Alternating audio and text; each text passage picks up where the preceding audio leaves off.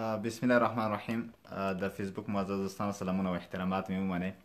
الله دې وکړي چې ټول روغ جوړ او د صحت کلمې پر تن وي. مرګلو یو څو دقیقې البته د معمول خلاف ناوخته شوم، په هغې هکله مې معذرت ومنئ، در حالی کې چې ما اوس پوسټ هم لیکلو. د فیسبوک تخنیکي ستونزه وه، ما ته یو میسیج راکولو چې البته کوم مشکل و تخنیکي، یعنی فیسبوک لایف نه نشر کېدو. نو اوس ما یو وارې حتی چې پوسټ هم ولیکلو چې خپله البته تخنیکي ستونزه د فیسبوک تاسو سره شریکه کړم او نن درس پاتې شي، خو خوشبختانه مکرر کوششونو په نتیجه کې دا دی بالاخره وصل شو.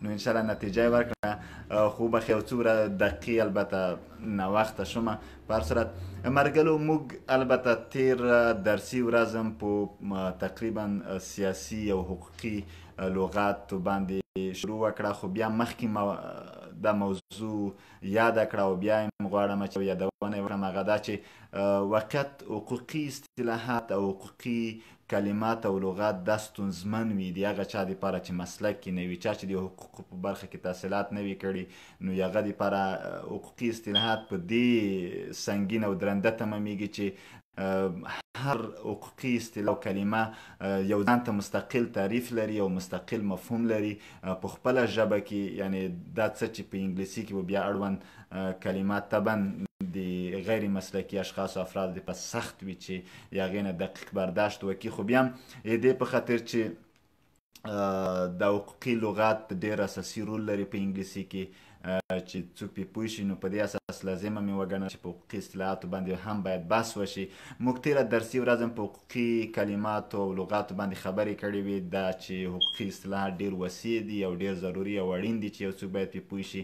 دا د دویمه درسي ورځ مو هم د حقوقي اصطلاحاتو دپاره ځانګړې کړې، خو نن درسي ورځ ممکن محدودیت ولري او یعنې ډېر که دوام وکړي ډېرې اوږدونه. مطلب دا چې یو خو دا چې مرګلو حضور د حقوقي اصطلاحاتو کې کمرنګه وي، ځکه چې زه پوهېږم دوی دلچسپي دې په خاطر کمه وي چې دوی برداشت ورنه سخت وي، ځکه چې دا حقوقي اصطلاحات سخت وي. خو مرګلو تېر وخت کې موږ البته وویلې د دولت ساختمان او برانچز یا د هغه بخشونو په هکله مو خبرې وکړې چې هغې موږ وویلې چې مثلا دولت په مجموع کې متشکل د 3 قواو نه دی، چې هغه قوای مقننه او قوای قضایه او قوای اجرایه، چې قوای مقننې ته موږ لیجسلیټیو برانچ چې هغه 2 وطاقه ده، یو مشرانو جرګه په افغانستان کې، یو ولسي جرګه دی چې پارلمان هم ورته ویل کېږي. په ولسي جرګه کې انګلیسي کې هغه هاوس اف ریپرزنټیټیوز، هاوس اف ریپرزنټیټیو یا موږ تاسو ولسي جرګه ورته وایو، هغه دې په خاطر چې دلته د خلکو نمایندګان وجود لري. او بل سینیټ دی، سینیټ موږ تاسو مشرانو جرګه وایو، انګلیسي کې سینیټ، نو دا 2 وطاقه دی چې دې کې انتصابي هم دي. ترڅنګ قوای اجرایه چې اگزیکټیو برانچ اف د ګورنمنټ ورته وایي، نو هغه چې دی هغې کې ټول کابینټ یا ټوله کابینه وجود لري. دا چې د افغانستان 25 وزارتونه دي، ټول په کابینه کې چې د قوای اجرایه سرپرستی او ریاست خپله ولسمشر یا رئیس جمهور په مخ وي. نو در حالی کې د تفکیک قوا د اصل پر بنسټ 3 ګونې قواوې په خپلو منځو کې یا د البته په خپله فعالیتونو کې استقلالیت لري، یو څوک خپلواک دي، یو څوک په هغې کې مداخله نشي کړی. نو کله چې موږ وایو چې رئیس جمهور یا پریزیډنټ، هغه پریزیډنټ اف اگزیکټیو برانچ اف د ګورنمنټ دی ایگزیکټلی، خو دا چې په مجموع کې د 3 قواوې 3 قواوې یعنی قوای مقننه، قضایه او اجرایه 3 واړه په مجموع کې کور کوي، خو په ځانګړې توګه رئیس جمهور یا ولسمشر د قوای اجرایه سرپرستی په غاړه لري او په قوای مقننه کې مداخله نشي کولی، نه په قوای قضایه کې، ځکه دا دواړه قواوې مستقلې دي او د تفکیک د قواو پر اساس باندې استقلالیت لري. او دې ترڅنګ دویم چې جوډیشري برانچ اف د ګورنمنټ دی یا قوای قضایه موږ ورته وایو، هغې کې ټول محاکم وجود لري چې سپریم کورټ ستره محکمه د هغې تر چتر لاندې پرایمري کورټس یا ابتدایه محاکم دي او ترڅنګ اپلیټ کورس یا استناف محاکم دي چې دا په مرکز او ولایاتو ټولو کې وجود لري.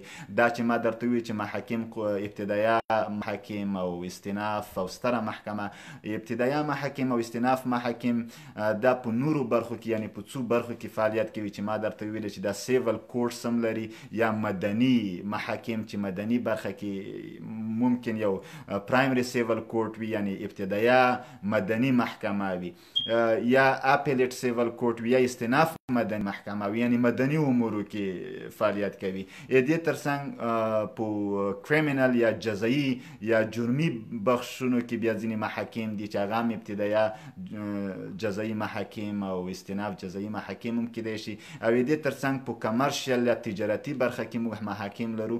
دې ترڅنګ مرګلو موږ ځینې اصطلاحات هم کړي وو چې څارنوال تصویر کیږي، قاضي ته مثلا حکم تصویر کیږي او ډېر موارد مو تر څېړنې لاندې نیولي وو.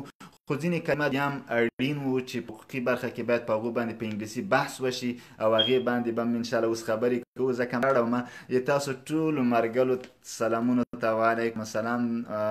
ډېر معذرت ومنه چې تاسو البته میسیجونه ما دقیقه اولا ونه لوسته. تاسو ټولو سلامونو ته وعلیکم السلام ورحمت الله وبرکاته. حمید فیضان صاحب او نور مرګلي چې زه دغه هغه وګورم چې ټولو سلامونه راغلي دي. رحیم محمد صاحب البته خوږیانی صاحب تاسو سلامونو ته وعلیکم السلام. تاسو البته ویلي دي چې که د صحت په باره کې هم یو درس ورکوي.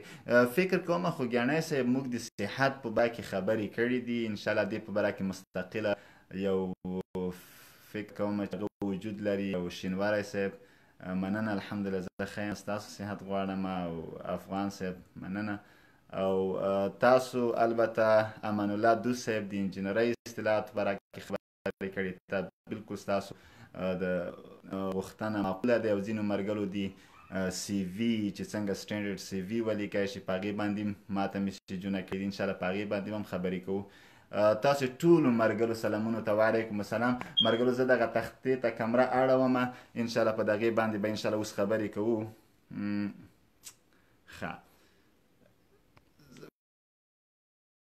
باقي خبرې به تختې باندې وکړو. که بیا هم تختې تنظیم او ترتیب کې څه ستونزه وه مرګلو تاسې کوی شئ چې ووایئ. مرګلو ځینې اصطلاحات چې موږ تاسو ورسره مخ یو او تر اوسه مو زده کړي نه دي هغه مهم دي. نن د نوفمبر یا د 11مې میاشتې اول تاریخ دی.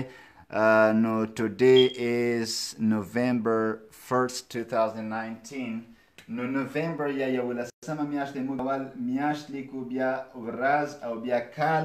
نو 11مې میاشتې اول تاریخ مرګلو نن یو بل جرم په باره کې البته چې هغه جرم دی موږ تاسې کرپشن ورته وایو. کرپشن دا په حقوقي اصطلاحاتو کې ډېر کارول کېږي. کرپشن رشوت ته ویل کېږي چې موږ تاسو رشوت ورته وایو یا بډې اخیستنه. صحیح رشوت مرګلو دې ته کرپشن وایي په انګلیسي کې. او مثلا خو دا ناون دی. موږ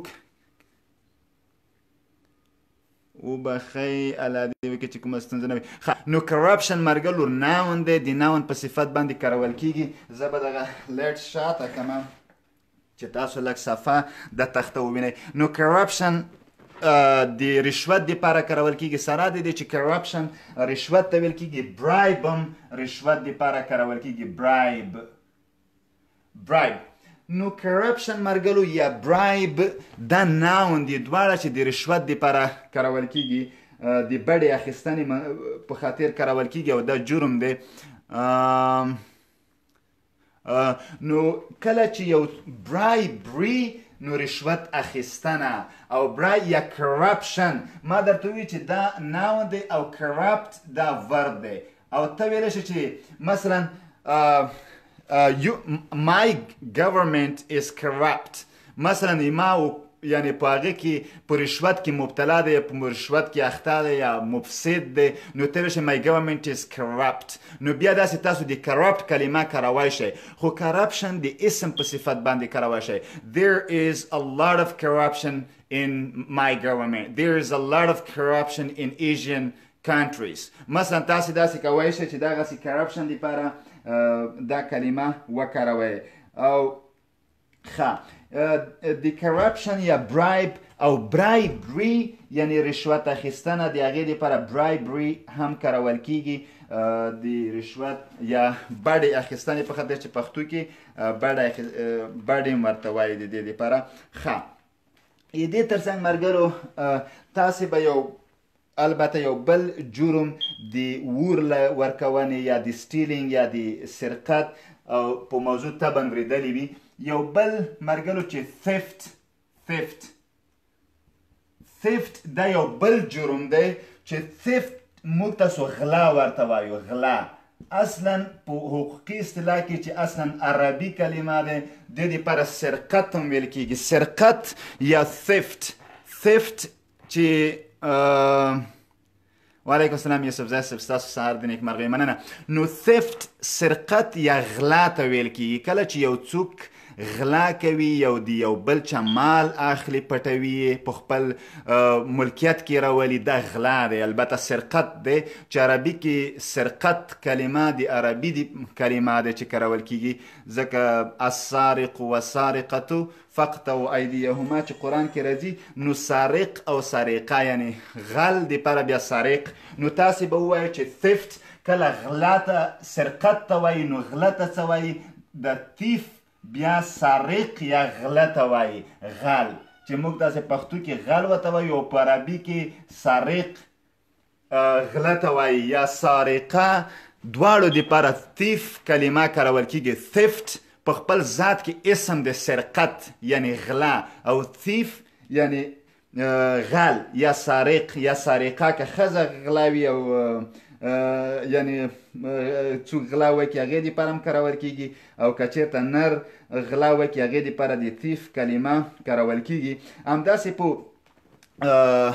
عادي اصطلاح کې چې موږ وایو چې سټیلینګ هم د غلې دپاره کارول کېږي چې تفت غلا شوه سټیلینګ یعنی غلا کول بیا ورب دی دغه که چېرته موږ تاسو چې سټیل نو سټیل بیا د ورب په صفت باندې راځي غلا کول نو بیا دا د غلا کولو په معنا راځي سټیل ثفت بیا اسم دی د ثیف یعنی دا هغه اسم دی خو دا شخص ته ویل کېږي چې غلا کوي ثفت هغه عمل هغه د غلا عمل ته ویل کېږي دا هم اسم دی نو تاسې دا البته غلا یا سرقت هم په قانون کې جرم دی it's illegal to steal someone's property نو دا خپله جرم دی چې یو چا ملکیت سړی غلا کړي هغه که هر شی هغه که کار وي او که منقول یا غیر منقول شیان وي په ټولو کې مثلا که هغه که غیر منقول وي خو هغې کې غصب هم ورته کېږي په اصطلاح نو تاسې که فکر د وي مرګلو ما تاسو ته یو کلمه د کامیټ په نامه ښودلې وه he committed a crime ما تاسې چې وایئ چې هغه د سرقت مرتکب شو نو تاسې به وایئ چې he committed theft نو تاسې به بیا کوی شئ he committed theft یا هغه he committed corruption he committed bribe he committed theft he committed a crime he committed a manslaughter he committed a genocide نو تاسې کوی شئ چې هر یو د دوی نه ما درته ویلي و چې تاسې به معمولا د کامټ کلمه د دې دپاره کاروی شئ مطلب دا چې مرتکب کېدل یا انجام he committed a theft هغه د سرقت مرتکب شو یعنی هغه غلا وکړه ما درته چې په حقوقي اصطلاح کې به تاسې د دغسې جرایمو د ارتکاب په خاطر تاسې د کمیټ کلمه کاروئ دا ډیره مهمه ده او بل مرګلو که لږ مخکې لاړ شو د وژنې په هکله البته قتل متاسفانه چې قتل او ترور اختطاف دغه موارد بیخي زیات شوي دي نو د دم البته که دې په باره کې ووایو نو یو مرګلو قتل په باره کې عادي کلمه دی چې موږ تاسو کیل د وژلو په معنا راځي وژل صحیح کیل وژل مثلا someone killed a businessman yesterday. یو چا پرون یو تاجر ووژه، نو دا عادي کلمه ده، دا ډېره حقوقي برخه نه لري چې تاسو کیلر که چېرته سي دا قاتل ته وایي، یعنې وژونکی. وژونکی دا معنی چې قاتل. کیلر دا ورب دی، نو دې نه ورب پلس er equals to noun یا equals noun. نو دا چې تاسو کې چې کله ورب ته اسم کې قاتل، خو دا حقوقي اصطلاحاتو کې د کیل کلمه ډېره نه کارول کیږي. کله چې د کیل دپاره موږ مترادفه کلمه په حقوقي اصطلاحاتو کې یا لیګل ورډز کې کاروو، هغه په څو معناو سره. موږ یو کلمه چې کاروو هغه مین سلاټر په نامه. صحیح؟ مین سلاټر دغه کلمه په حقوق کې ډیره کارول کیږي چې دا قتل ته وایي. صحیح شو؟ قتل. نو ما درته وویلې مخکې چې تاسې د کمیټ کلمه د داسې هغه سره کمیټ کلمه، مثلا he committed manslaughter، هغه د قتل مرتکب شو. مثلا a woman a 16 years old girl committed a manslaughter. یو 14 کلنه جینۍ مثلا د قتل مرتکبه شوه، دا قتل وکړو. خو فکر مو وي مرګرو چې manslaughter اصلا قتل ته ویل کیږي، خو قتل هغه قتل چې هغه غیر ارادي وي، غیر اختیاري وي، غیر عمدي وي. اصلا manslaughter یو حقوقي اصطلاح دی چې د غیر عمدي دپاره اصلا معمولا کارول کیږي. او دا ډیره مهمه خبره چې تاسې په دې باندې پوه شئ چې مثلا he committed a manslaughter. ما درته وویل چې حقوقي اصطلاح کې تاسې کولی شئ چې دلته he committed یا he commits، he will commit a manslaughter، he has committed a manslaughter. نو تاسې کولی شئ دا قتل غیر عمدي کولی کو، نو ډیر ښه به شي. قتل غیر عمدي دغته ویل کیږي چې د یو چا په قتل کې د انسان اراده او اختیار دخیل نه وي. نو دغه دپاره او شیر علي افغان صاحب تاسو ډېر ښه ویلي دي please don't use killed words, thank you for your teaching. دا ډېره ښه خبره دی، خو ملګري نه کیږي داسې نه. موږ هدف دا نه دی چې کیل، موږ تاسو اصطلاحاتو سره دا باید زده کړو، موږ تاسو باید دا زده کړو، وایي زده یې کوه او کویم بیا یې مه کوه که نه. شي زده کول پکار وي خو کول یې نه وي پکار. دا چې اوس کیل فقط د دې دپاره نه کارول کیږي چې ته یو څوک بېګناه او یا څنګه. مقصد موږ هدف اساسي دا نه دی چې موږ لکه وحشت او دهشت او یا په اصطلاح خشونت یا یو دغو شیان خپروي. موږ هدف دا ده چې دا کلمې نه ته نه کیږي. خامخا ته اخبار کې دې سره مخامخ کیږي، ته یو داسې صحنې سره مخامخ کیږي. دا هغه اصطلاحات دي چې د دغو په معناو باندې ته باید پوه وي. دا حقوقي اصطلاحات دي ملګریا. نو په دې اساس خیر دی پوه یم چې موږ تاسو دومره ځپل شوي یو او دومره وژل شوي یو او لا وژل کیږو چې د دغو کلماتو د اورېدو سره موږ حساسیت لرو. بلکل موږ رواني امراضو باندې مبتلا شوي یو. دغه روان حالات، دغه 3 لسیزې جنګونه او قتلونه، دا واقعیت دا یعنې دغسې نتیجه یې دا ده چې موږ حتی د دغو اصطلاحاتو د نوم د اورېدنې سره هم حساسیت لرو، خو ما هدف دا نه دی. نو دې زده کول پکار وي. نو he committed manslaughter حقوقي اصطلاح کې manslaughter قتل غیر عمدي ته ویل کیږي، یعنې غیر ارادي وژنه. یو څوک چې په خطا کې مثلا یا یو شکار باندې ته خپله ډاس کوي، یو انسان وژل کیږي، د په تا اراده دا نه وه چې هغه انسان دی، خو انسان و. هغه چې کله ووژل شو تا وی چې که غرڅه دی یا ښکار دی، نو ته د قتل مرتکب شوی، نو ته he committed manslaughter.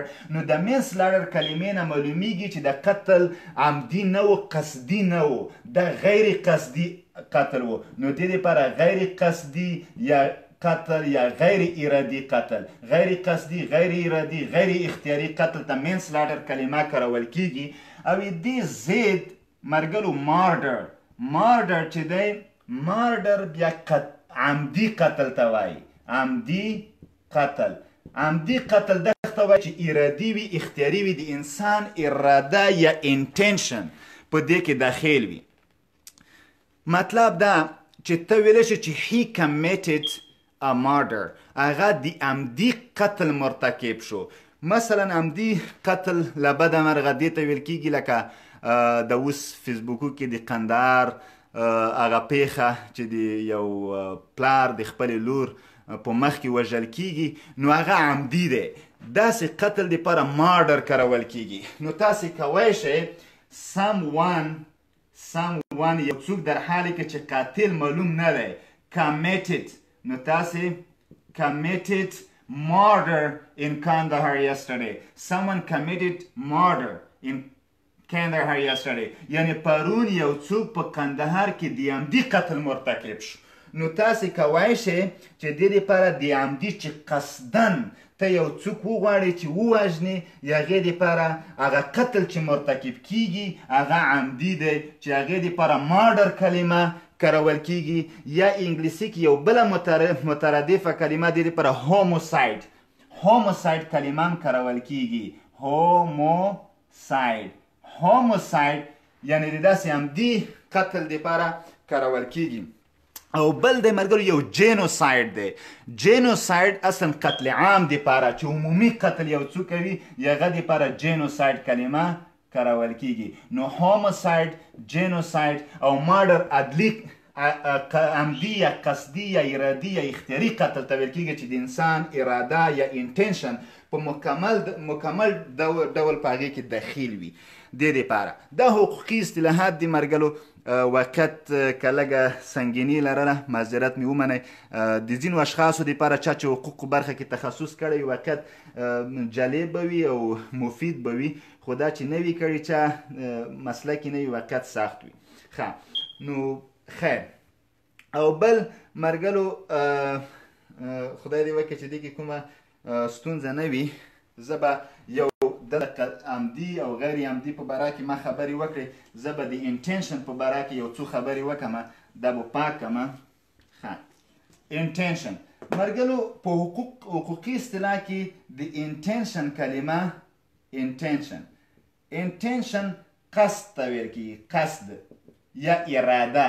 صحیح اراده مطلب دا یو څوک بیا هم که د قتل موضوع ته راشو یو څوک مثلا یو ښکاري دی په دې اراده یو چاته د مثلا مرمۍ تیروي په دې اراده چې دا غرڅه دی هغه چې کله ډس کوي وژل کیږي هغه ښکار خو کله چې دی ځي هغه د غرڅه نه وي یو انسان وي. کله چې انسان وي دا قتل شو یعنی دا قتل دی خو دې قتل ته موږ وایو چې مینسلاټر یعنی قتل غیر ارادي دی ځکه چې دې خو قتل هدف و خو هغه نتیجه هدف نه وه. دې فکر کړو چې دا یو ښکار دی یو غرڅه دی یا مثلا یو زرکه دی یو بل څه دی هغه انسان وختو نو دا بیا هم قتل شو. قتل د قاتل دی او هغه مقتول دی د قتل مرتکب شو یعنی he committed murder, he committed a killing خو دې ته murder بیا ما he committed a killing نو تاسو وایو چې he committed a manslaughter یعنی manslaughter کلمې نه داسې معلومیږي چې دغه قتل غیر عمدي و. یعنی ولې غیر عمدي و ځکه چې د دې انټنشن یا قصد په هغې کې دخیل نه و. دې قصد یا انټنشن دا نه و چې هغه انسان ووژني. دې قصد اراده دا وه چې هغه حیوان دی یا ښکار دی. So his intention was not included in killing someone. So that's why it is called manslaughter. Manslaughter is killing of someone in which the killer doesn't want to kill him or her. نو دغه دپاره مرګلو تاسو د intention یا یعنی he intentionally didn't want to kill a person هغې قصدا نه غوښتل چې یو څوک ووژل شي. نو کله چې یو قتل ارادي وي یعنی انټنشن کې داخل وي هغه قتل هغه ته حقوقي اصطلاح کې عمدي ویل کېږي. کله چې دا اراده پکې داخله نه وي صحیح ده کله چې انټنشن وي قتل غیر عمدي. کله چې انټنشن یا اراده نه وي قتل غیر عمدي شي. غیر عمدي یا موږ تاسو قتل خطا ورته وایو. قتل خطا دی موږ یې خطایي کې ووژل شو. کله چې اراده د انسان داخله نه وي په قتل د یو چا کې هغه قتل خطا دی یعنی قصدن نه دی، غیر عمدي دی. کله چې د چا اراده دخیله وي، قصد او اراده او تصمیم اختیار داخل وي د یو چا په وژنه کې، هغه وژنه قصدي یا عمدي وژنه دی. دا انټنشن د دې لپاره کارول کیږي. ښه، بله اصطلاح مرګلو چې ضرور دی چې ورسره بلد شو، دا خو البته ځینې اصطلاحات ځینو مرګلو نه خوښېده په دې چې دا اصطلاحات ډېر سنګین دي. دا قتل خو داسې وي چې د انسان هغه ژوند ته بیخي د پای ټکی کېږي. د نو وقت دا لږه سخته وه، خو خیر معذرت مې ومنئ که څوک دغسې په ذهني یا رواني لحاظ باندې متضرر شوي وي، بخښنه کوو او بخښنه کوئ په اصطلاح وبخئ. نو اوس به مرګلو یو بل د کیډناپ یو بله اصطلاح دی چې دم جرم دی. it is a crime. kidnapping is a crime. نو دا مرګلو اختطاف موږ تاسو ورته وایو. اختطاف یا انسان تختونه مرګلو، کیډناپ یا د انسان تختونه دا یو بل جرم دی چې انګلیسي کې کیډناپ ورته وایي، کیډناپ یا کیډناپینګ. نو دا کیډناپ یا دا یو بل جرم دی چې هغه څوک چې انسان تختوي هغې ته کیډناپر. نو د پی به ځکه ډبل شي چې دا د دوه سنګل واویلو ترمنځ. نو موږ تاسو اختطافچي، صحیح، مثلا که اختطافچي مثلا که داسې ولیکو، صحیح، هغه څوک یا انسان تختونکی، صحیح شو، هغه انسان تختونکی کیډناپر یا کیډناپ، او دا ورب دی. نو کله چې مطلب دا چې ورب شو نو دا ریګولر به د کیډناپډ. مثلا که تاسې وایې someone kidnapped my cousin yesterday from Kabul. پرون ورځ د کابل نه یو چا زما تره زوی وتښتولو. نو تاسې ویلی چې someone kidnapped my cousin. نو تاسې ویلی شئ داسې، نو دا ریګولر ورب دی. بیا تاسې کولی شئ چې kidnapped کلمه دی یعنی سیکنډ فورم ورب په سمپل پاست ټینس کې یا پاست پرفیکټ ټینسونو کې پاست پارټیسیپل په توګه، ځکه چې دا ریګولر ورب دی kidnapped. مثلا دغسې که فیوچر کې کاروي kidnap، مثلا I will kidnap your cousin if you will not give me money. که پیسې رانکړې ستا تره زوی به اختطاف کړمه. خو دا جرم دی. نو مرګلو دې دپاره دغسې کلمه کارول کیږي. ښه، راځو ځینې نورو ته ضرب جرح په باره کې البته چې تاسو باید پوه شئ چې ضرب جرح دپاره کوم شیان کارول کیږي. ښه، بل مرګلو د تاسې به د جبران خساره یا سیول لایبیلیټي په نامه باندې څه اورېدلی وي، لایبیلیټي یا سیول لایبیلیټي. نو مسؤلیت مدني په اصطلاح، مسئولیت مدني او مسئولیت جزایی، دغه موارد به یا کریمینل لایبیلیټي یا سیول لایبیلیټي په نامه مطبقاً ځینې اصطلاحات اورېدلي دي. که څوک په اړوند برخه کې تخصص ولري انشاءالله دغو اصطلاحاتو سره به بلد وي. او ښه، یو بل مرګلو ما درته وایي چې کیډناپ دا د انسان تختونو دپاره کارول کیږي. ځینې وخت کې موټر وسایط خلک تختوي، کار جاکینګ، یا هغې دپاره چې کومه اصطلاح کارول کیږي کار جاکینګ دا معنی چې موټر تختوي. ځینې وختې ځینې خلک ډېر وي چې هغه غله وي، هغه مثلا هغه سریقین د وسایطو وي، یا غله وي، غله د موټرو غله وي. اوس هم فکر کوم د څه ورځې مخکې وزارت داخله ځینې سریقین البته نیولي وو چې هغه د موټرو غله و، موټرې تختول او موټرې پټول. نو دې دپاره هغه سریقین د وسایطو دي. هغه د وسایطو سریقینو دپاره چې کومه کلمه په انګلیسي کې مترادفه کارول کیږي هغې ته کار جاکینګ ویل کیږي. کار جاکینګ یعنی سرقت وسایط یا د وسایطو یا موټرو سرقت، صحیح، د موټرو یا د وسایطو سرقت. کله چې دغه موټر هغه که مثلا کروزین وي، که جیپ وي، او که کورولا وي، او که غټ وړه موټر وي، هر څوک چې موټر تختوي د هغې دپاره دغه جرم دپاره کار جیکینګ اصطلاح کول کیږي. مثلا he committed carjacking یعنی هغه د نقلیه وسایطو یا د وسایطو د سرقت مرتکب شو، یعنی هغه سارق دی، خو سارق د کار جیکینګ اصطلاح نه داسې معلومیږي چې هغه سارق دی، سارق د وسایطو دی یا د موټرو یا د دغو سارق دی، یعنی غل دی. البته د اشخاص و افرادو نه، ځکه اشخاص و افرادو د اختطاف دپاره موږ د کیډنپ کلمه وکاروله او هغه زده کړه. ښه، های جاکینګ بیا ځینې وخت داسې وي چې های جاکینګ، دغه های جاکینګ بیا د طیارې تښتوي. ځینې سارقین د طیارې وي، ځینې وخت داسې وي چې طیارې هم خلک تښتوي، در حالی کې چې تاسو ته به دا جالبه معلومه شي چې طیارې څنګه تښتول کېږي، خو تښتوي او تښتول شوي دي. نو په دې اساس باندې د دې دپاره کومه مترادفه کلمه چې انګلیسي کې کارول کېږي های جاکینګ. های جاکینګ معنا د طیارو سرقت. صحیح، د طیارو سرقت. ښه، نو د دې دپاره های جاکینګ 3 people committed hijacking yesterday. نو د طیارو د سرقت مرتکب شو 3 اشخاص پرو. نو تاسو د دې دپاره تاسو کولی شئ چې دغه کلمه وکاروئ. ښه،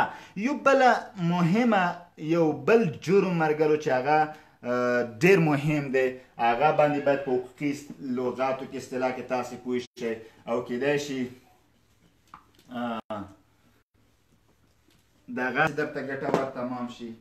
ته وبخئ چې ما مرکر هغه کړو. هغه چې دی زه به د بل مرکر استفاده کومه د ارسن په نامه. ارسن مرګلو اور اچونې ته ویل کېږي، یا موږ تاسو هغه عربي کلمه چې مترادف ورته استفاده کوو هغه حریق دی.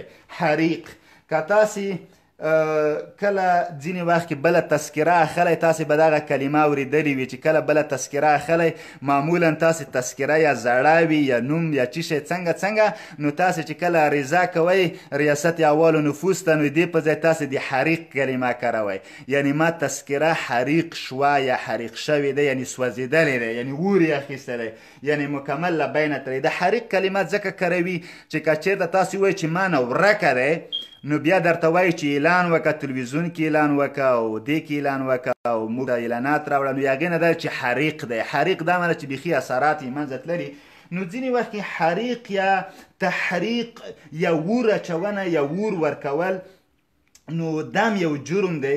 ځینې وخت کې خلک ورونه اچوي، یا کور ته ور اچوي، یا دولتي ساختمان ته ور اچوي، یا شخصي ملکیت ته ور اچوي. نو دا ور اچوي، نو څوک چې ور اچوي هغې دپاره آرسنست کلمه کارول کېږي. آرسنست. ښه، حریقونکی، هغه څوک چې اور اچوي، یو شي ته اور ورکوي، دا مجرم دی. نو دا چې مجرم دا کریمینل، یعنی هغه شخص ته ویل کېږي چې اور ورکوي. دا کریمینل هغه مجرم کس دی چې مرتکب دی دغه حریق یا د اور اچونې مرتکب دی. څوک چې اور اچوي هغه ته ارسن، او څوک چې اور ورکونې عمل ته ارسن، او څوک چې اور اچوي هغه شخص دپاره ارسنست کلمه په انګلیسي کې کارول کېږي. نو هی کمیټډ ان ارسن تاسو ویلی شئ د دې. یا بله هغه چې تاسو څنګه ویلی شئ چې فلانکي یو ځای ته اور ورکړو. ښه، تاسې مرګلو د سیټ کلمه به سیټ افایر. سیټ افایر دا معنی اور ورکول یا اور اچول. نو تاسې سیټ افایر یا اور اچونه یا اور ورکول. تو دغه ځای کې تاسو یو کلمه مثلا دغه ځای کې زه وایم چې two people دوو نفرو set a fire to my house، زما کور ته اور واچولو. نو تاسې چې کله وایئ چې two people set a fire to my house، یعنی دو اشخاصو یا دو افرادو زما کور ته اور واچولو. نو کله چې د اور کلمې یا د اور اچولو کلمې دپاره تاسې set a fire to something. صحیح دی؟ something. تاسې یو شي ته اور اچول، نو مرګلو د something په ځای تاسې هر شی کارولی شئ، خو تاسې به دا کلمه کاروئ set a fire to something. یعنی تاسې به set a fire. مثلا شاکر set a fire to the building. مثلا set a fire to my office. set a fire to our school. یا مثلا تاسو چې there were 3 arsonists they set a fire to our school. الته درې یعنی اور اچونکي وو چې زموږ مکتب ته اور واچولو. نو د داسو هغه دپاره په انګلیسي کې البته تاسو set a fire کلمه کارولی شئ. set a fire to something یعنی یو شي ته اور اچول. دا یو بل جرم دی چې ممنوع دی، البته د قانون خلاف دی او خلک دغسې جرایم هم مرتکب کیږي متاسفانه. ښه، او مرګلو دا ډیر اساسي اصطلاحات دي او ډیر مهم دي. ښه مرګلو یو بل البته نه پیږم چې لازمه به وي او که لازمه به نه وي دی، خو خیر چې وویلی شي ښه دی، هغه د ریپ کلمه دی. ریپ اصلا دا یو بل جرم دی چې البته ډیر علیه مثلا په ذکور او منی واقع کیږي، خو اکثره وخت وناس طبقه د دغه جرم نه متضرره کیږي. اکثره په وناس طبقې باندې عین جرم د ریف جرم مرتکب کیږي چې وناس طبقه نسبت ذکور ته ډیر ورځنی متضرره کیږي، خو ذکور کیدای شي چې قرباني د عین جرم شي. مثلا چې ریپ موږ تاسو البته چې وایو جنسي تیری، صحیح، موږ تاسو چې کومه جنسي تیری. ښه، جنسي تیری یا د جنسي تیري دپاره د ریپ کلمه کارول کیږي، خو تاسو یو شی مرګلو هیر نه کوئ، هغه دا چې ما درته ووایي کمیټ کلمه. تاسو کولی شئ چې ووایئ excellent. Two people set a fire to my room. Excellent. This is a perfect example. احمد خان صاحب. ښه، ریپ نو مطلب د جنسي تیري دپاره مثلا کیږي he committed a rape. څوک چې د جنسي تیری مرتکب شي یا د جنسي تیری د عین جرم مرتکب شي یا هغې ته ریپسټ کلمه. ریپسټ یعنی جنسي تیری کوونکی. څوک چې تیری وکړي، جنسي تیری وکړي، دې دپاره ریپسټ کلمه یا جنسي تیری کوونکی کلمه په انګلیسي کې کارول کیږي. خو څوک چې د جنسي تیری مرتکب شي، عین عمل ترسره کړي، موږ وایو چې مثلا خدای نکړه کیدای شي یا یو نوم په ځای باندې به زه ضمیر وکاروم، ځکه که نوم وکاروم نو کیدای شي چې بیا یو چا نوم عیني وي. he committed. نو ما درته وویل چې تاسې به همیشه د داسې جرایمو د ارتکاب دپاره په حقوقي لحاظ committed اصطلاح کاروئ. he committed a rape. he committed a rape دا معنی چې he is a rapist. دا هغه چې دی he committed a rape. نو تاسې کولی شئ یعنی he committed a rape دا معنی چې هغه د جنسي تیري مرتکب شو. یعنی ښه فکر کوم چې دلته به یو بلم هغه کم. ښه he committed a rape. نو تاسې کولی شئ مرګلو د دغسې هغه دپاره د ریپ دپاره د کمیټ کلمه وکاروئ. ښه مثلا که وایم چې good people do not commit rape. We should not commit rape because it's illegal. Illegal دا معنی چې غیر قانوني. ما مخکې انشاءالله په illegal باندې په دې باندې خبرې کړې وي چې illegal د څه دپاره کارول کیږي. ښه مرګلو یو بل شی د سیول مدني ته وایي، صحیح دی؟ سیول دا معنی چې مدني. سیول liability تقریبا دا معنی چې مسئولیت مدنی یا مدنی مسئولیت، صحیح؟ مدنی مسئولیت. او ځینې کریمینل وي. کریمینل دا معنی چې جزایي. ما درته چې کریمینل مجرم ته وایي، کریمینل جزایي. کریمینل لایبیلیټي دا معنی لایبیلیټي چې دا جزایي مسئولیت وي، صحیح؟ لایبیلیټي یعنی جزایي مسئولیت. جزایي مسئولیت دا څه معنی ورګلو؟ کریمینل جزایي او سیول مدني. په حقوقي اصطلاح کې مدني مسئولیت دې ته ویل کیږي مثلا یو څوک دی مثلا یو څوک موټر چلوي او موټر باندې یو چا موټر ووالو، موټر یې خراب کړو، دا مسئولیت لري. دغه چا چې موټر ټکر کړو دا مسئولیت لري، دی یو مسئولیت دی ځکه هغه مقابل لوري متضرر کړو، صحیح دی؟ هغه متضرر شو، هغې ته باید پیسې یا جبران خساره ورکړي د خپل هغه موټر توان ورکړي چې موټر هغه کی. یعنی دا شخص مسؤلیت لري خو مسؤلیت جزایی نه لري، مسؤلیت مدني دی. مدني مسؤلیت دې ته ویل کیږي چې په پیسو یا په جبران خساره د مف کیږي. کله چې هغې ته مثلا پیسې ورکړي موټر ورته جوړ کړي نوره دا بندي کیږي نه، نوره دا جیل ته نه ځي، قید کیږي نه، ځکه دا جزایی مسؤلیت نه دی. د داسې عمل نه دی کړی چې جزایی مسؤلیت ولري. دا مرتکب دی یو داسې عمل شوی دی چې خطا دی یا هغې کې انټنشن یا د انسان اراده دخیله نه دی، نو عمل چې دی هغه تر شوی دی غیر اختیاري دی.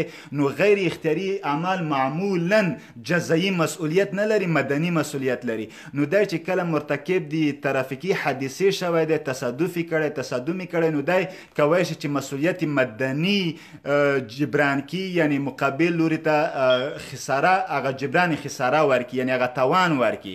نو موږ ویلی شو چې دا دپاره سیول لیابیلیټي یا سیول لیابیلیټي دپاره بله اصطلاح چې موږ تاسو جبران خساره ورته وایو، هغه توان ورکونه چې موږ تاسې پښتو کې وایو چې باید توان ورکي، کامپنسیشن. کامپنسیشن دا معنی چې جبران خساره، صحیح، جبران خساره. خساره دا معنی چې هغه توان باید جبران کړي. د موټر والی دی، موټر به وړي مثلا یا ډینټر ته یا ارچ ته چې مثلا موټر جوړ کړي، که 10,000 که 6,000 روپۍ پر راغلی، هغه 6,000 توان یا خساره به دی پرې کوي، جبران کوي. کله چې 6,000 توان د جبران کړو دا مسؤلیت مدني و، دی نوره جزایی مسؤلیت نه لري. خو جزایی مسؤلیت دې ته ویل کېږي چې یو څوک مرتکب د جرم شي، مرتکب د جرم شي. مثلا یو څوک قتل کوي، یو څه شی کیږي، هغه مثلا بل کس دی وژل کیږي یا زخمی کیږي، نو دا خو سره دی چې هغې ته به توان ورکوي د شفاخانې، د تکفین او تدفین، د تجهیز، د ټوله مصارف هم پرې کوي. دا خو ټول مدني مسؤلیت شو. دې تر څنګ جزایي مسؤلیت دا ده چې دا به محبس ته ځي، دا به محاکم به هغې کوي، محبس بندي کیږي به، قید کیږي به، هغه به د وخت قضیې د حالاتو مطابق تصمیم نیسي چې دته 2 کاله قید ورکوي، 3 کاله، 20 کاله، مثلا 15 کاله، چې دې دپاره مثلا خپل احوال شته. نو هغې حالاتو مطابق به قضیې درته جزا ورکوي چې دغه جزا د جزایي مسؤلیت دی. یعنی سره د دې چې دا مدني مسؤلیت لري هغه به جبران کوي، د جزایي مسؤلیت هم لري.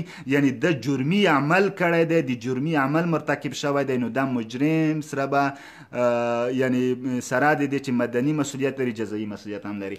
دا دغه معنی. خدای دې وکړي ملګرو چې تاسې په پوه شوي وئ، نو دې دپاره دغسې اصطلاحات کارول کیږي. ښه ملګرو، یو بل اصطلاح د فراډ په نامه به طبعا تاسې د فریب یا ډیسیو یا دوکې په نامه اورېدلی وي چې فراډ. ښه وده وبخښئ ملګرو چې زه به د هغه پاکه کړمه تخته. ښه ملګرو، فراډ دوکې ته ویل کېږي چې دغې اصطلاح سره هم تاسې بلد وئ. فراډ د خپله فراډ یو جرم دی، غیر قانوني کار دی او مسؤلیت لري. نو په دې اساس فراډ موږ تاسې دوکه یا مثلا فریب چې ورته وایو، نو فریب دوکه دپاره فراډ کارول کېږي چې یا په انګلیسي بله کلمه چې د ډیسیو. ډیسیو دا معنی چې یو چاته دوکه ورکول، یو چاته فریب ورکول. په عامه اصطلاح یو څوک غلطولی وایي زه پلانکي غلط کړم، he deceived me، نو زه هغې غلط کړم. خو د فراډ جرمي عمل دی، حقوقي تاسو he committed a fraud، he committed a fraud، he committed a deceive دا نشته، he deceived me، he deceived him. به دغه حقوقي لفظ دی، نو تاسو به دې دپاره وایي he committed a fraud. ځکه ما تاسو ته عمومي یو قاعده ښودلې وه چې کله د حقوقي اصطلاحاتو جرایمو د ارتکاب په خاطر به تاسو د کمیټ کلمه کاروئ. he committed a fraud، هغه د فریب مرتکب شو، یعنی دوکه یې وکړه یو چا سره دې په خاطر. ښه دا ډېر مهمه خبره وه چې باید تاسو په پوه شئ. ښه ملګرو، بل سره د دې چې موږ په دې باندې پوه شو، یو بل رقم ته پراستیټیوشن په نامه یو بل جرم موږ لرو. پراستیټیوشن دا بل جرم دی. ځکه ما ریپ درته وویله چې ریپ جنسي تیري دپاره کول، he committed a rape. یو پراستیټیوشن یا پراستیټیوټ verb دی prostitution noun دی. prostitution البته فحشه خپرونه. prostitution د دې لپاره دا اصطلاح کارول کیږي چې ځینې وخت کې ډیره بیادبي معاف د شریعت او یا د خلاف ځینې امور یا د قانون خلاف ځینې امور ترسره کیږي چې مثلا یا لوڅ فلمونه جوړول، لوڅ فلمونه خپرول یا دغسې لوڅو فلمونو ته زمینه سازي کول، دا ټوله یا فحشه خپرونه چې دا ټوله prostitution د دې لپاره کارول کیږي. اصطلاح په هغه کې د خپله جرم دی. نو دغه یعنی که زه وایم چې فحشه خپرونه، فحشه خپرونه، نو دا ښه نو تاسې د دې لپاره د فحشه یا د مثلا د غیر اخلاقي، که زه د دې لپاره غیر اخلاقي کلمه وکاروم، نو غیر اخلاقي تاسو مرګلو د دې لپاره د فحشه یا مثلا د غیر اخلاقي کړنو ترسره کولو لپاره که څه داسې مترادفه کلمه ښه په پښتو کې لرئ، نو هغه هم کولی شئ چې ما ته ووایئ. زه به هغې باندې هغه وکړم چې ورته ووایم. نو غیر اخلاقي prostitution داسې وي چې مثلا لوڅ فلمونه جوړول، لوڅ فلمونه خپرول یا فحشه خپرونه، البته چې مخکې ما کومه کلمه وکاروله. نو ځکه داسې چې غیر اخلاقي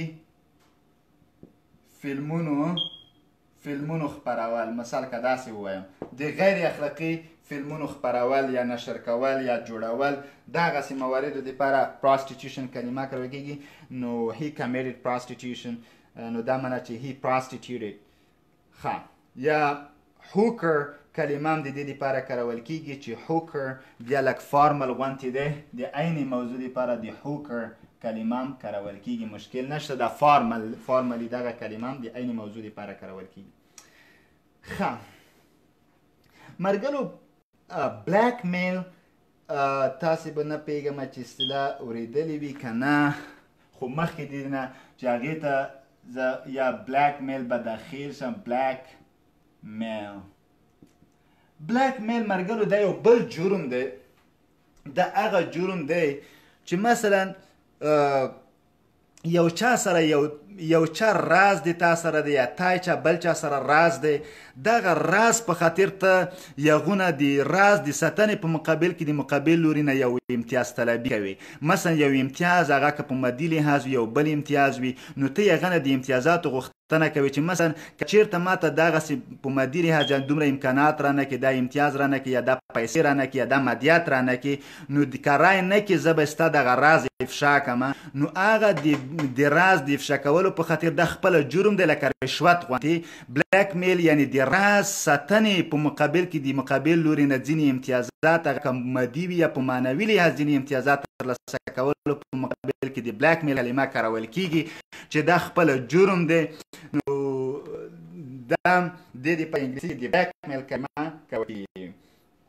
ښه، مطلب دا چې یو څوک ته تهدیدوي، هغه وبخښئ مرګلو چې تلیفون ته مې داخلي زنګ راغلو، هغه وجه وه چې تلیفون کې ځي هغه واقع شو، بخښنه غواړم.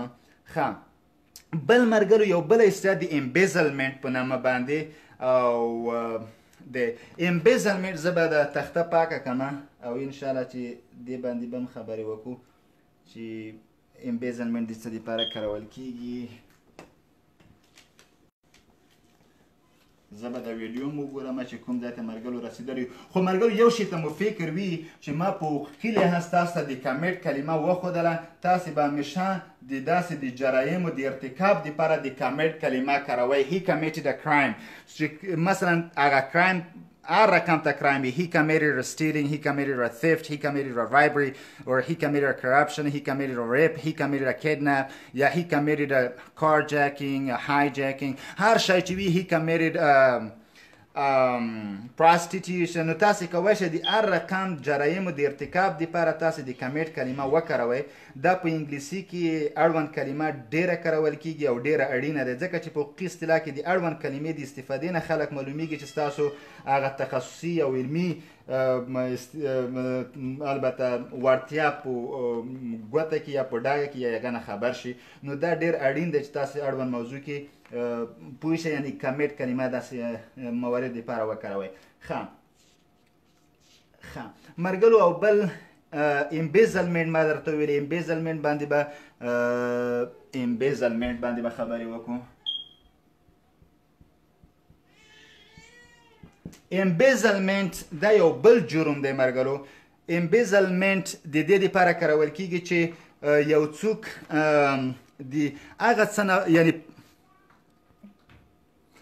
امبیزلمنټ د هغه اصطلاح دی حقوقي اصطلاح دی چې داسې مواردو دپاره کارول کیږي چې هغه پیسې یا امکانات چې تا په اختیار کې وي د هغې نه ته غلا کوي مثلا یو شی مثلا ته د یو شي په یو شي ساتنه باندې مکلفیت لري یو رئیس یې تا ریاست لاندې مثلا تا سره میزونه امکانات چوکۍ مادیات یا پیسې دغه ټوله در سره ته د هغو د ساتنې مسؤلیت لري نو ته هغه پټوې هغه غلا کوې هغه پیسې چې هغه ستا په اختیار کې دي یعنې ته د هغه د ساتنې مکلفیت لري هغه که مثلا ځینې امکانات وي هغه که پیسې وي نو هغه چې کله ته پټوې هغې دپاره هغه جرم دی چې معمولا په حقوق کې دې دپاره په حقوقي لحاظ د اختلاس کلمه هم کارول کیږي اختلاس هم همدې ته وایي چې ته د هغه څه نه غلا کوې چې د هغې ساتنې مکلفیت ته لري ځینې وخت کې یو رئیس وي یو وزیر وي یو معین وي چې د ډېرو څه د ساتنې مکلفیت لري ډېر اختیارات لري ډېر مثلا امتیازات لري هغه د خپلو هغه څه چې د په اختیار کې دي د هغې نه غلا کوي هغې امکاناتو نه غلا کوي هغه مثلا میزونه چوکۍ خرڅوي هغه پیسې چې د په اختیار کې دي هغه پټوي نو هغې ته په حقوقي لحاظ د اختلاس کلمه کارول کیږي چې په انګلیسي کې امبیزلمنټ که چېرته اختلاس په جرم باندې څوک گرفتار شي موږ ویلی شي امبیزلمنټ یعنې هغه د اختلاس مرتکب شو یا مثلا یا he commits embezzlement یا کیږي نو دا داسې موارد دپاره تاسې کوئ ډېره بخښنه غواړم مرګلو یو څوک ما ته زنګ وایي هغه په مسنجر له بده مرغه هغه در حالی کې اوس فکر نه کومه چې ما وویني ما خبرې واوري چې یا د لاین کې دی یا تدریس لري نو درس یې خللیږي او فکر کومه څو 50 دقیقو ته هم درس رسېدلی دی نو نننی درس به مرګلو په همدې ځای پای ته ورسوو خو دومره دی مرګلو چې حقوقي اصطلاحات واقعیت لږ سخت دي سنګین دي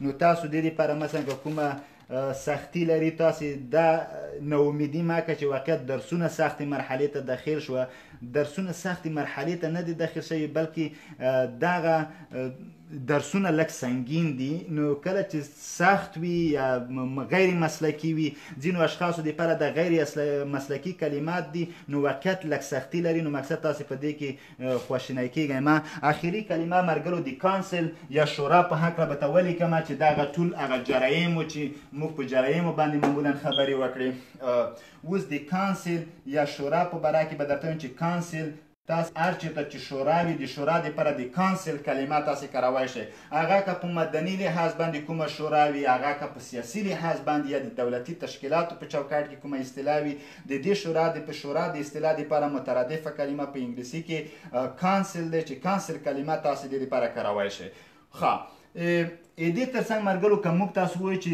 ولایتي شورا نو موږ ویلی شو چې ولایتي شورا دپاره پروینشل معنا ولایتي کانسل معنا شورا ولایتي شورا دپاره چې دغه ولایاتو کې موږ لرو ولایتي شورا صحیح دی نو ولایتي شورا دپاره موږ پروینشل کانسل کلمه کاروی شو ځکه پروینشل ولایتي او کانسل شورا نو تاسې دې دپاره دا کاروی شئ خو یو شي ته مو فکر وي مرګلو چې ځینې وخت کې ځینې اصطلاحات ځینې موارد داسې وي چې هغه خاص نوم یا پراپر ناون وي هغه نه بدلیږي مثلا چې یو مثال یې تاسو ته لویه جرګه وایم صحیح دی تاسې به د دې لویه جرګه یا مثلا تاسې به نه وایئ چې ګریټ کانسل یا بیګ ګیدرینګ اف پیپل داسې شیان د دې دپاره تاسې مه کاروئ ولو که تاسې په انګلیسي کې وایئ تاسې د لوی جرګه یا شورا په ځای تاسې د ګریټ کانسل کلمه مه کاروئ صحیح دی ځکه دا کلمه ما کاروئ چې دا خاص نوم دی. صحیح دی چې دا به ځینو هیوادونه لویه جرګه ډېر هیوادونه نه لري، دا داسې رسمي نوم نه دی چې ټول هیوادونه یې ولري. دا چې ټول هیوادونه یې نه لري خاص ځانګړی دی دغه اصطلاح یا کلمه په افغانستان پورې، نو دا اسم خاص دی. که تاسې په انګلیسي کې هم وایئ چې د کانسټیټیوشن یا اساسي قانون، ښه شو ښه کلمه بله د اساسي قانون ته ملګرو کانسټیټیوشن وایي. کانسټیټیوشن دا معنی چې اساسي قانون. صحیح، اساسي قانون. اساسي قانون دپاره کانسټیټیوشن کلمه. افغانستان کې د اساسي قانون د توضیح مرجع یا منبع لویه جرګه دی. قوه مقننه یا پارلمان د اساسي قانون صلاحیت د توضیح صلاحیت نه لري، دا صلاحیت د لویې جرګې دی. نو ته ویلی شي چې constitution is created by لویه جرګه، داسې by great council. ته که انګلیسي کې وایې ووایه constitution is made by لویه جرګه. لویه جرګه is a kind of council in which all of the people of the provinces can participate in order to create a law or the constitution. خو ته دا به تشریح کوي چې د لویه جرګه تشتغل کیږي، خو ته به دا great council داسې به نه وایې. دې دپاره ده مثلا زه یو بل مترادفه که مثلا زه وایم چې سپین غر، صحیح دی؟ که زه سپین غر ووایم په افغانستان کې سپین غر، تاسې به دې ته وایټ ماونټین نه وایئ، ځکه چې د سپین غر یو اسم خاص دی. تاسو چې په انګلیسي کې هم خبرې کوئ سپین غر به وایئ. نو دغسې لویه جرګه هم دې دپاره. نو دغسې ملګرو دا اصطلاحات هغه کوي. مثلا که چېرته فکر مې لکه موږ ستره محکمه، که چېرته په پښتو کې دا پښتو کې دغسې نوم منل شوی دی، نو په دري کې هم ستره محکمه او لوی څارنوالي مثلا چې په پښتو کې منل شوی نوم دی، موږ په دري کې هم لوی څارنوالي ورته یایو. نو دې په خاطر دا اساسي خبرې وي چې تاسو په ځینو مواردو کې بیا اشتباه نشئ او دغسې کلمات ونه کاروئ. نو په دې اساس دا ضرور و چې په دې باندې باید خبرې شوې وای. نو فکر کوم ملګرو چې نننی درس باید په همدې ځای پای ته ورسوو. تر بعدي درس پورې مو انشاءالله چې راتلونکي چهارشنبه د افغانستان په وخت د شپې په 9 بجو به شروع کیږي. تر هغه وخته پورې مو په لوی او متعال خدای سپارمه. ښه وختونه، ښې چارې.